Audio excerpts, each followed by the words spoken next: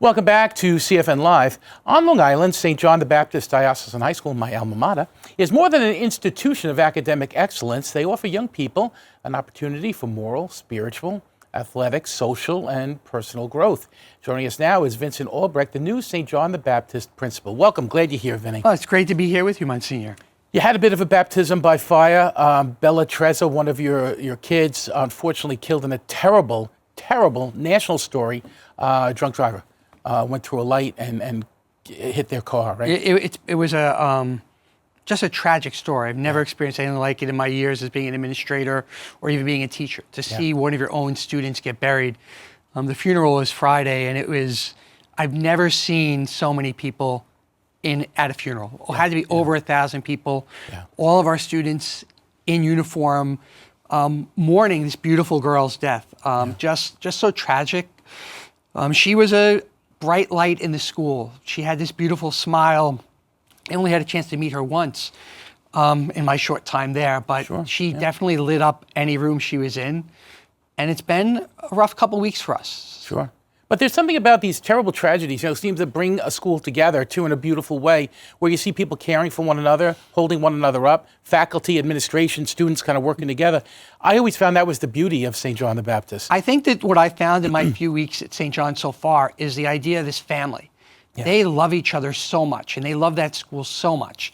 Whether it be the alumni like yourself or the students who are in the building, there's something so special about how they held each other up. You know, the morning I had to tell them on the PA that she passed away, the amount of kids in the hallway holding each other. Yeah. You know, we brought the kids immediately into our auditorium to say Mass, to bring that sense of the Eucharist in us, and to calm our hearts and to get people that comfort that Jesus is with us, and to see children all day in our chapel. We had the Eucharist out for adoration throughout the days that she was suffering, and to see the young men and women go in there and be with the Eucharist and then be with each other, to hold each other. People who were not even great friends.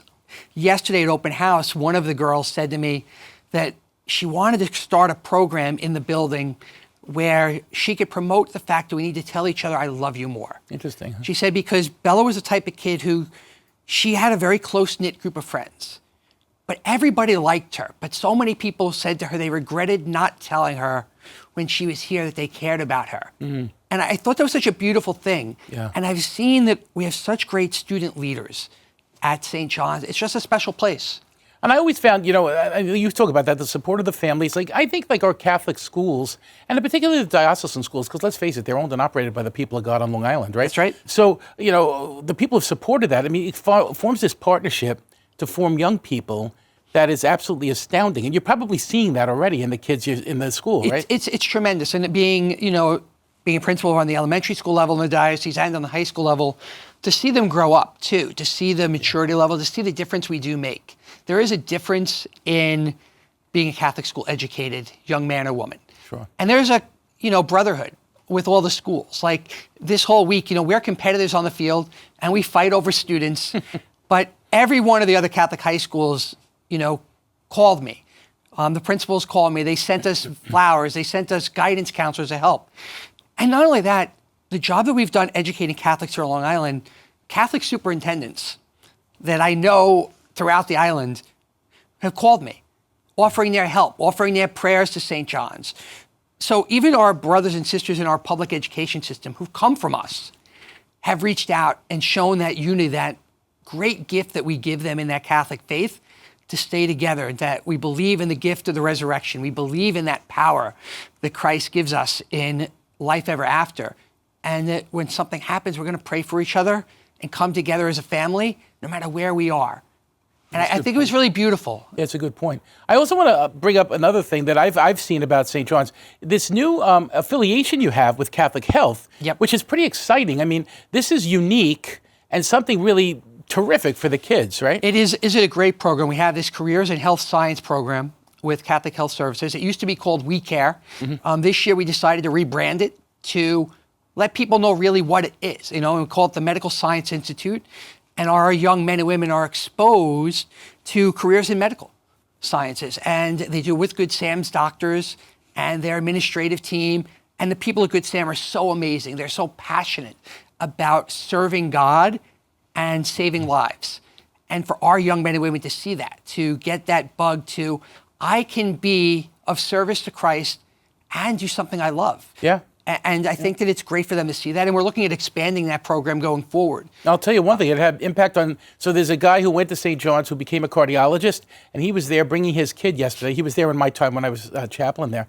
And he called me last night to say, this is an amazing program. He goes, and our daughter's coming. They said, we've picked up the spirit from when we were, he married a St. John's alum too, and they said, we picked up the spirit in a minute. It was there in the building. It's still there. And that, I think, is such a great thing. You can't put your finger on exactly what it is, but there's something beautiful about it. There's something special about St. John's. Yeah. I think that you have to spend some time in the building. We always tell people when they're interested in the building, come spend the day at St. John's. Yeah. You know, if you come and you're a Cougar for a day and you do that in 8th grade, you're not leaving. Yeah. You know, that's how we kind of feel. You know, we may not have all the fancy, newest things. We do have a couple of new cool things. Sure. But we have family. And we have a sense of pride in who we are. And I think that what I've seen most magically this week has been that idea of family. Like the idea that we're there to hold each other. And the young men and women who are in our building want to make it a better place. Yep. They want to make the world a better place. I think we put young people down and say that they're not always there for Christ, or they're not really there for the right reasons. And I think this week I saw we have a lot of young men and women who want to serve God. Absolutely. And they just want to find the right way to do it. But I really believe that's something that is part of the specialness of St. John's. I think the other thing is that unique charism of we'll take your gifts and help them to grow versus this is the program, fit it or leave. Correct. And I think there's something unique about that, and that's diocesan, I think. And we have our slogan that I brought in this year is this idea of discovering your greatness. Yeah. God has given us each something that we are great at.